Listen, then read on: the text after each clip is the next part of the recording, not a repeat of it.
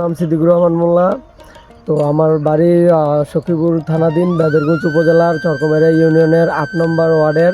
আমি একজন কৃষক। আমি দীর্ঘ প্রায় ৪-৫ বছর ধরে ভুট্টা খেতি করতেছি। তো আলহামদুলিল্লাহ ভুট্টা খেতি করে এখন খুব ভালো একটা সুফল ভোগ করতেছি। তো এই করাতে আমি প্রায় ২ মণের মতো প্রায় ভুট্টা পাই। তো এই কারণে প্রতি বছর এই ভুট্টা খেতি করতেছি। আমি আশা করি আমার দেখা দেখি প্রায় আমার এই বিলের 80% লোকে এই করা শুরু করছে।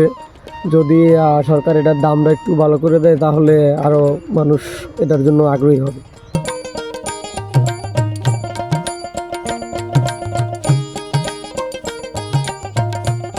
ইউনিয়নের চকবাড়িয়া ইউনিয়নের উপসহকারী কর্মকর্তা প্রায় যখন ফোন দেই উনি তখন আইসা আমাদের মাঠে আইসা আমাদের ফসলগুলো দেখে কখন কি করা লাগবো তখন সে ওইটা বইলা দেয়, আমরা ওই দিক নির্দেশনা অনুযায়ী কাজ করি। তো আলহামদুলিল্লাহ এই কারণে আমরা ফলন খুব ভালো পাইতেছি।